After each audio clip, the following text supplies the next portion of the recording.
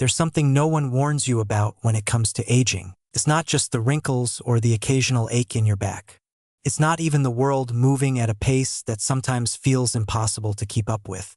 No, the real challenge of growing older is far more subtle, so quiet that most people don't even notice it happening. One day, conversations shift. People listen, but there's a distance in their eyes. Family visits feel shorter, almost obligatory. You share a story, something you once would have told with pride, only to be met with a polite nod instead of genuine interest. And you find yourself wondering, is it them? Or is it me? The truth? It might be you, not because of your age, but because of small, unnoticed habits that creep in over time, habits that, without meaning to, push people away, dim the spark of life and make the world feel smaller than it should be. And the most dangerous part? Most people don't even realize they're doing it. But here's the good news. You have the power to change it. Today, we'll uncover 5 hidden habits that can quietly steal your wisdom, happiness, and connection in old age. And more importantly, how to break free from them. This isn't about blame or guilt. It's about awareness.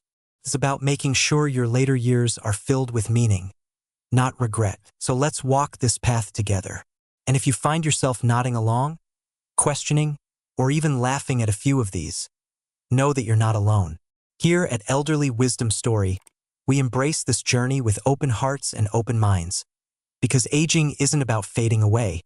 It's about growing into the person you were always meant to be. Now, take a deep breath, because what you're about to hear might just change the way you see the years ahead. Sign number 1.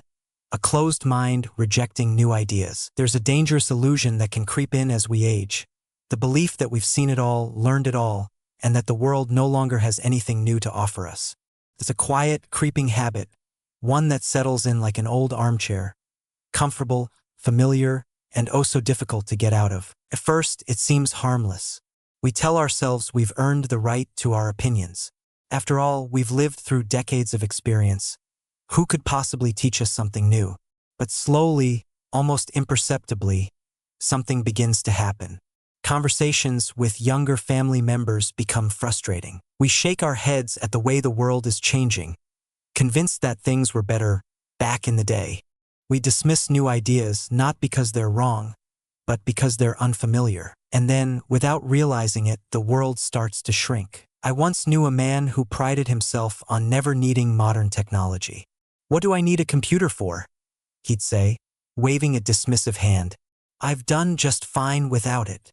His children would try to show him things, how to send an email, how to look up information, but he'd shut them down before they could finish. His grandchildren, growing up in a digital age, eventually stopped trying to include him.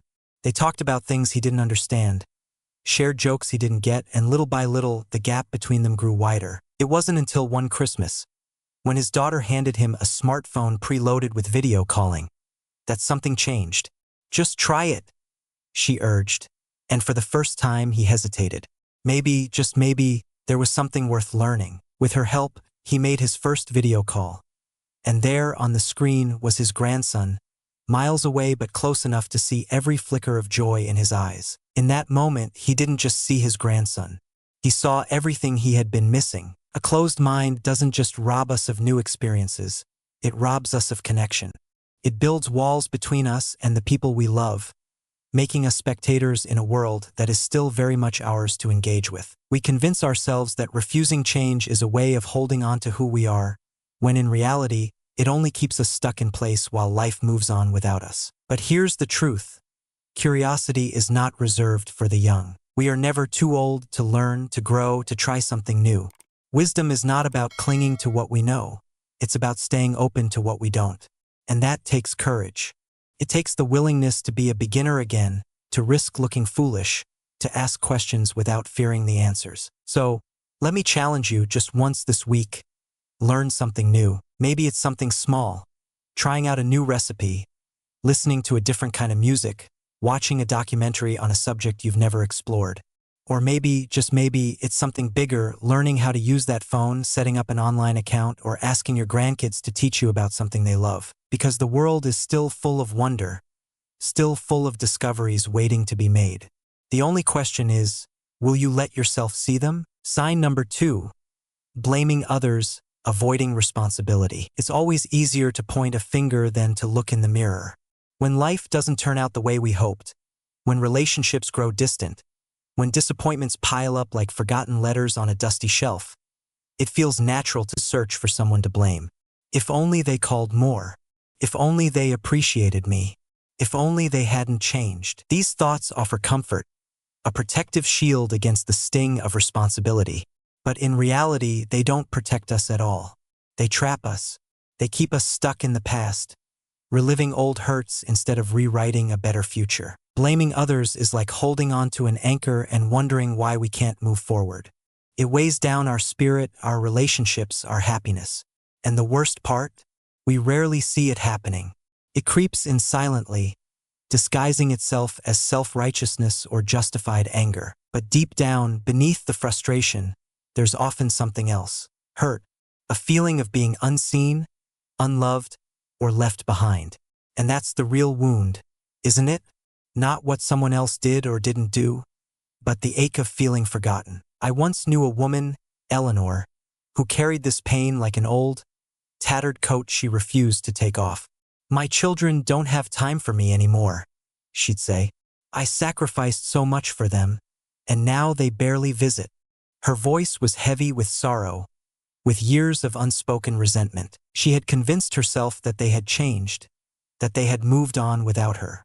And in a way, they had, but not because they stopped caring, because she had slowly pushed them away with her words, her disappointment, her silent expectations. One day, after yet another missed visit, she sat alone at her kitchen table, staring at a photo of her family from years ago.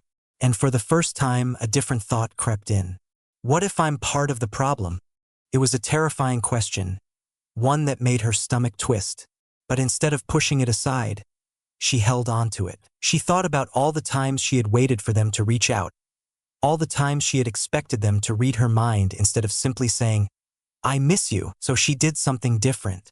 She picked up the phone, not to complain, not to guilt them, but just to say, "I love you." She sent a letter, handwritten, filled with stories of her youth, not as a reminder of what they weren't doing, but as an invitation to reconnect. And something remarkable happened. The phone calls became more frequent, the visits longer. The distance that once felt like a canyon between them slowly, steadily, began to close. Taking responsibility doesn't mean blaming ourselves. It doesn't mean carrying guilt like a burden strapped to our back. It means recognizing that we have power, the power to change our circumstances, to repair relationships, to choose something different.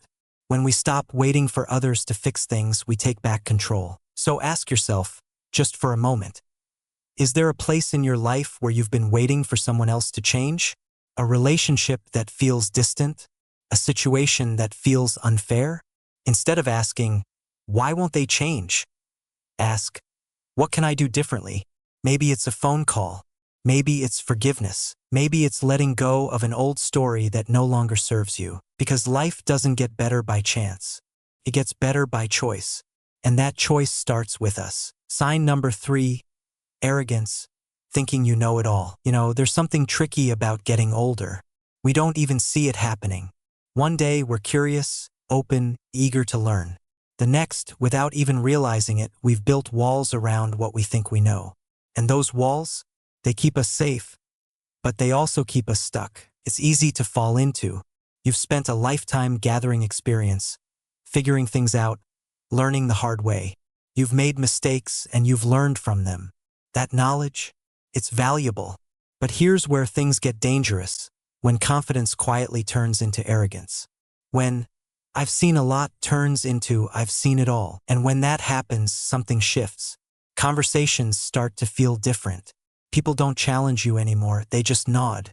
Family members don't engage in deep talks the way they used to. Maybe you think it's because they don't respect your wisdom. But maybe, just maybe, it's because they feel like there's no room for their own. I once knew a man, let's call him Jack. Jack was smart, well-read, successful in his career. But Jack had one flaw: he always had to be right. If someone had a different opinion, he'd shoot it down. If his grandkids talked about something new, "That's nonsense," he'd say. He thought he was guiding them, teaching them, but in reality, he was shutting them out. And over time, they stopped coming to him. One day, his grandson was trying to show him something, a new way of doing something on the computer. Jack waved him off, saying, "I don't need all that new junk." But his grandson didn't argue. He just nodded and walked away. And that moment stuck with Jack. Later that night, he sat alone in his chair, staring at the walls of his house. And for the first time in a long time, he wondered, what if I've been pushing people away? The next morning, he did something different. Instead of dismissing his grandson, he asked, "Can you show me that thing again?" And that small moment changed everything. His grandson lit up, excited to share something. And for the first time in years, Jack wasn't the one talking, he was the one learning. See, arrogance isn't about being bad or mean, it's about fear. Fear of feeling irrelevant. Fear that if we admit we don't know something, we'll somehow lose respect. But the truth is, the exact opposite happens. When we open ourselves up to learning, to listening, to admitting that we don't have all the answers, we don't become smaller. We become bigger. So here's a challenge. The next time someone younger is talking about something new, something different, pause. Instead of saying, "That's not how we did it in my day," try asking, "Tell me more," because real wisdom is not about knowing everything. It's about never thinking you do. Sign number 4, lack of empathy, failing to understand others. There's a quiet loneliness that no one talks about. It doesn't happen overnight. It sneaks in slowly, almost unnoticeably, until one day you look around and realize people aren't as close as they used to be.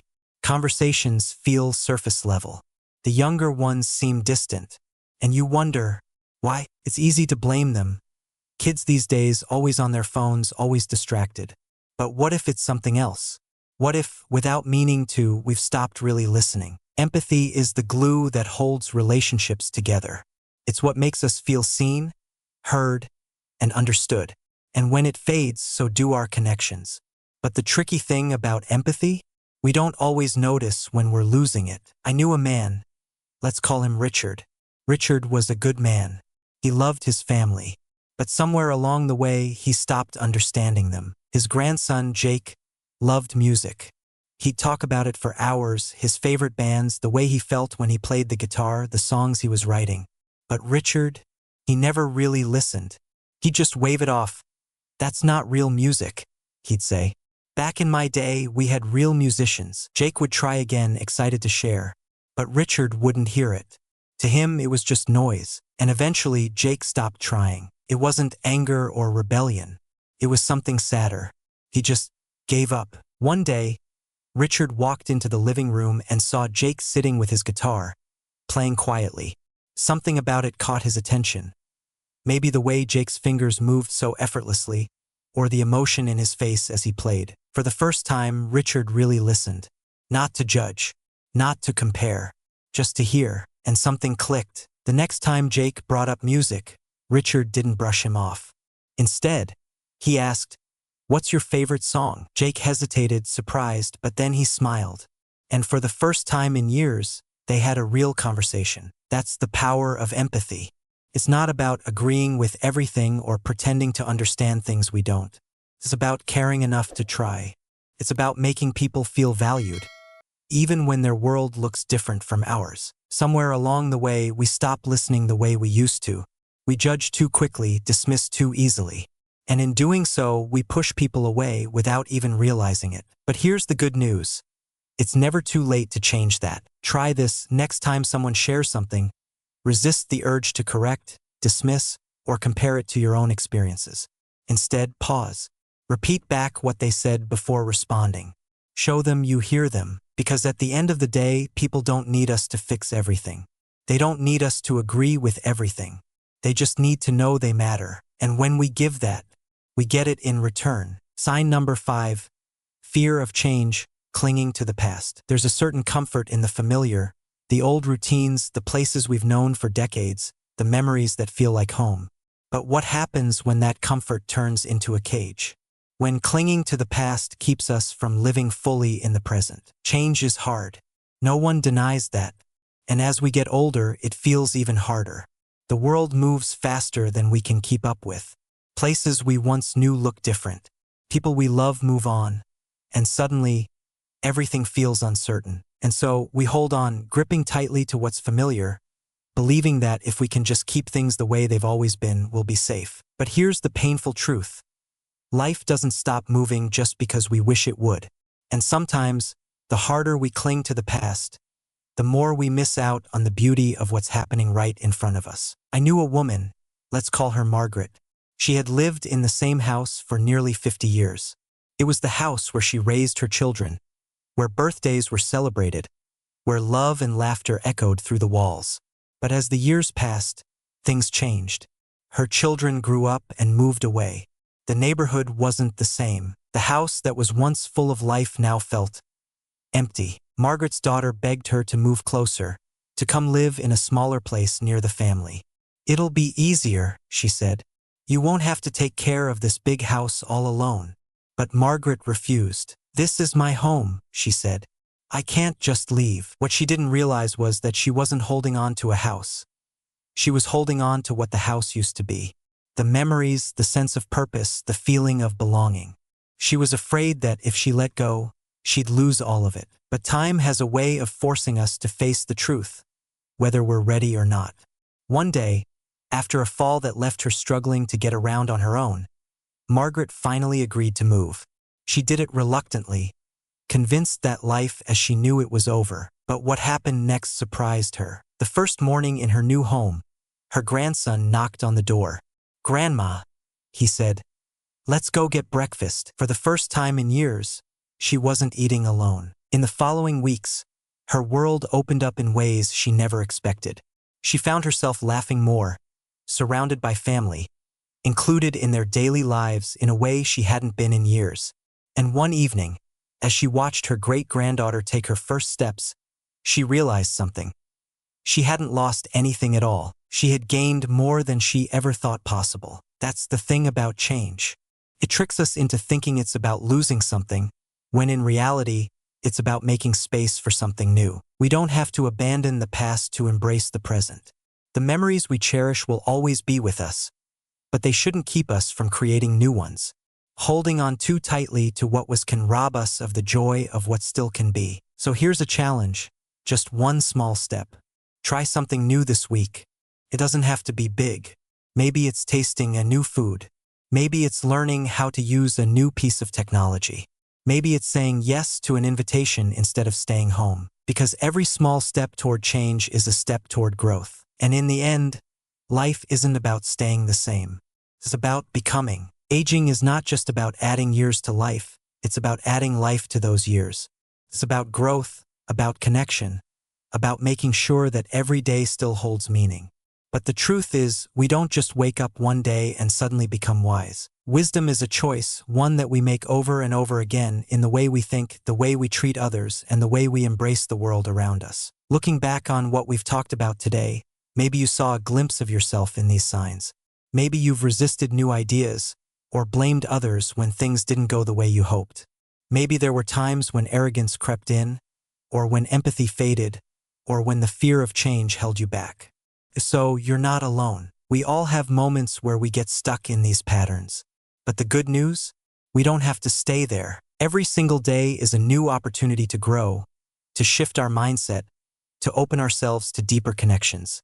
So ask yourself, which of these signs resonated with you the most?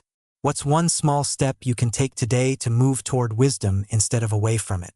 Maybe it's listening more, judging less. Maybe it's reaching out to a loved one, or saying yes to something new. Whatever it is, I encourage you to share it in the comments. Let's learn from each other, because wisdom isn't something we keep to ourselves. It's something we pass on. And if you've found value in this, consider joining our community here at Elderly Wisdom Story, where we embrace growth, share lessons, and remind each other that life's best moments are still ahead. So let's not just grow older. Let's grow wiser. Let's grow together.